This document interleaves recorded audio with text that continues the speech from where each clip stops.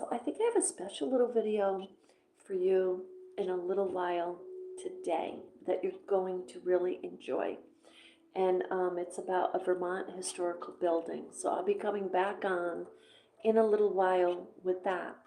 But I wanted to share for the bird lovers. Well, first, let's say hello to Mashiki and Umi if you want to. There they are. So, but I have a little really interesting article to share with you.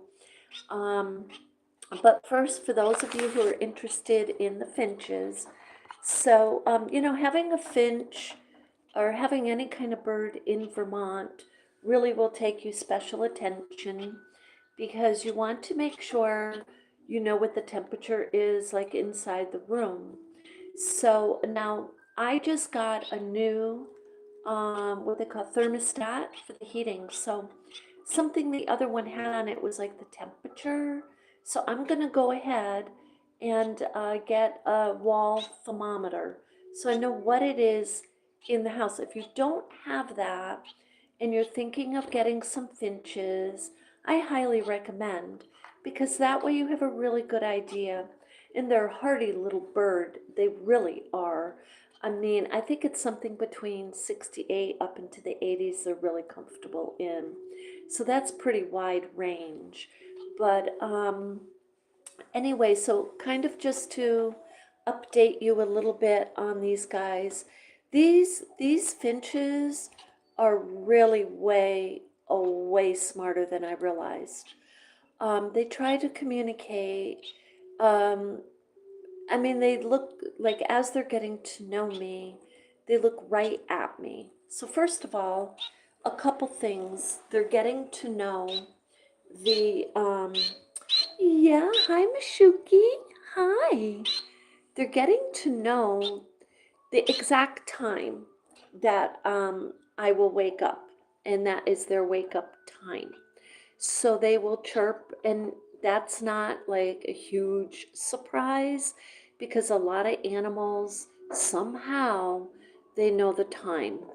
And these guys know the time right to the minute.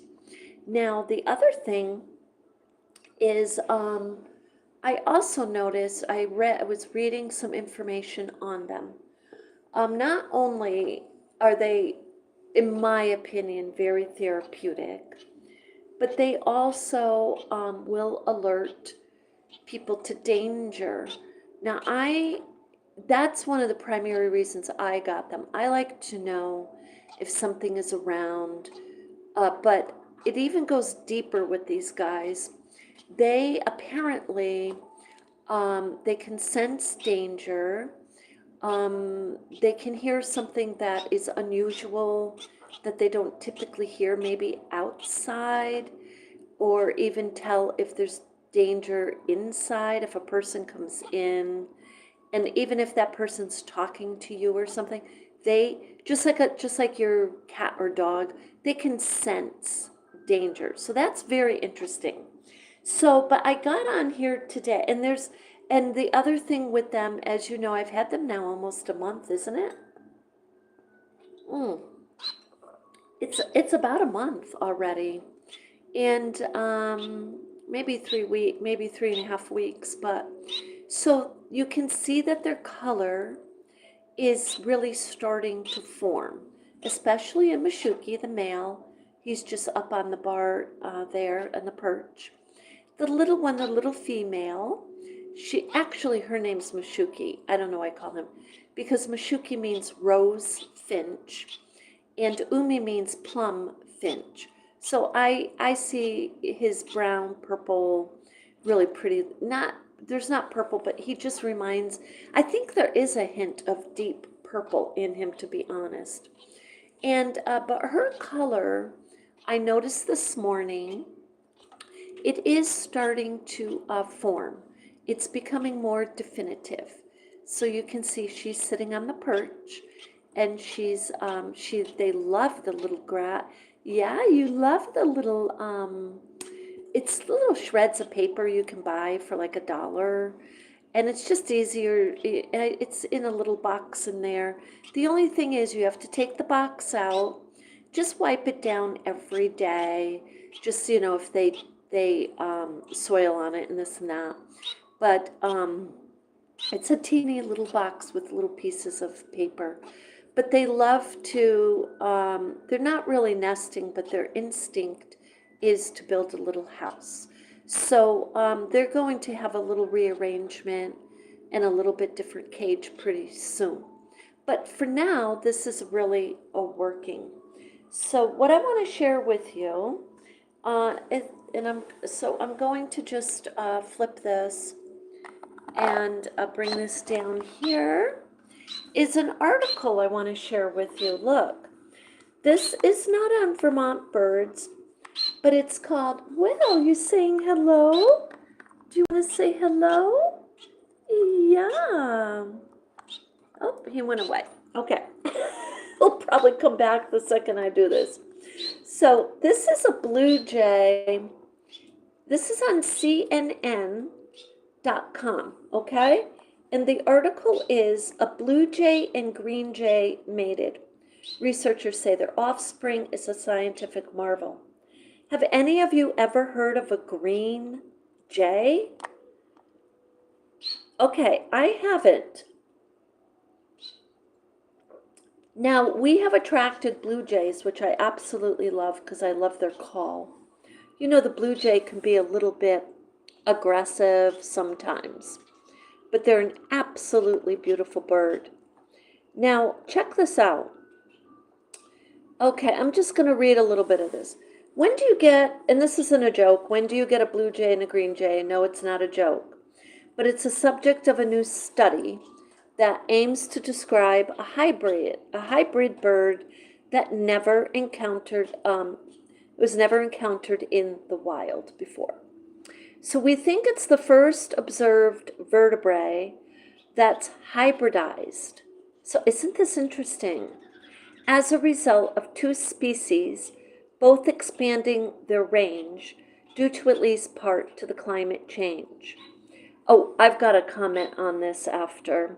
Well, you know what? I'll comment on it right now because I want to say, and I've said this before on this channel, when I look out at the birds, whether it's the crows, even 25 years ago, I can remember flocks of crows, actually in the southern part of Vermont. These, like so many of them, hundreds of them. And even at the bird feeder, we have, I would say, and I was commenting on this to the neighbors, it's like a half a dozen of each. I'm not seeing more. Now the most we have, which I'm shocked at, are the cardinals. We have about 3 families of cardinals out here. But what the point I'm trying to make is that the flocks, even in migration, the ducks, if you've noticed, the V's, there used to be 2, 3, 4 rows of the V's of ducks in migration, at least 4, and now you see 1. And it's not big, okay? So you see what's happening? I totally believe this. Let me switch this. So we think it's first observed vertebrate that hybridized as a result of them expanding their ranges. So the species are trying to survive, basically. Look, and it's saying because of climate change. This is exactly what I talk about on my art channel, Echo Art with Carmela T, is that we need to use and focus on recycling more and more and more and more, because we have miles, miles, and miles, and at least 500 feet in one area out in the west of waste, of garbage, 500 feet high and 27 miles long. People, we can't be doing that, right? Look, our wildlife is suffering, and it is not just climate change. It's the waste that the toxins emit from the waste that we have out there. So anyway, um, so the two hybrids are, the two birds are species green jay and blue jay are mating. So, and this is what the doctor at University of Texas is studying and saying. The vividly colored green jay is found in parts of South and Central America and Mexico, and the limited portion of southern Texas. So, of course, we're up here in Vermont. That is why we haven't heard of the green jay. But seriously, when I look at birds and study birds, I just don't see the green jay come up as a species. But since 2000, tropical bird territory has expanded north by hundreds of kilometers, more than 100 miles. So they're saying now it's up along the Rio Grande, up San Antonio in Texas. Okay.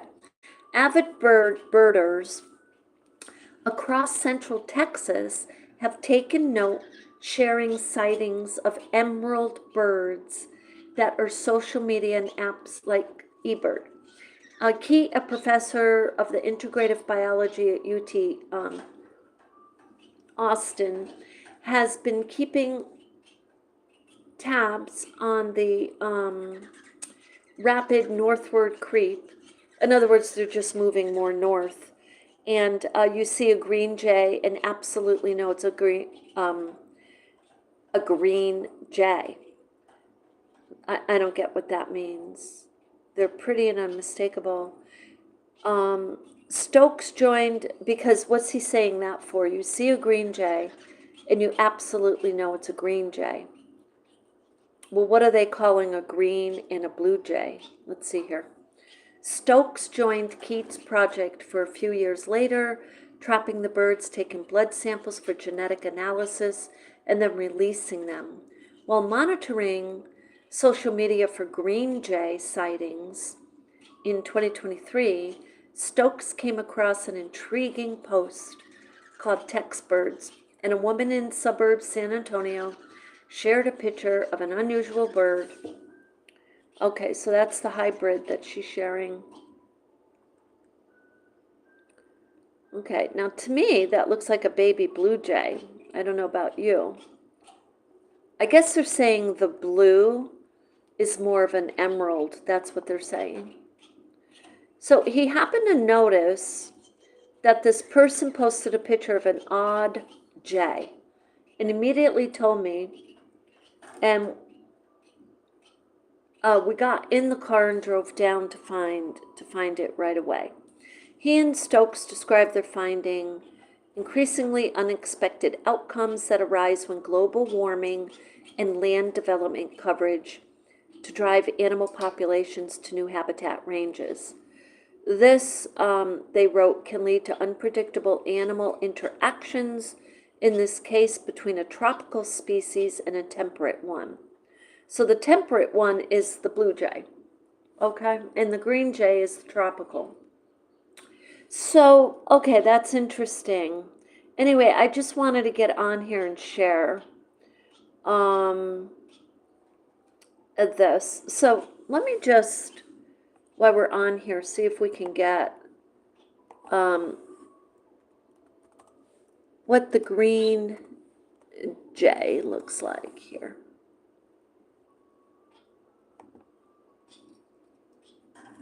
Oops.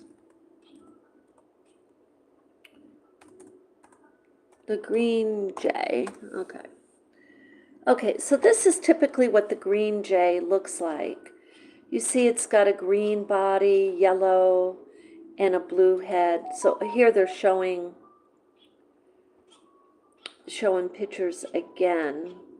And this is called, so this is what they're calling it.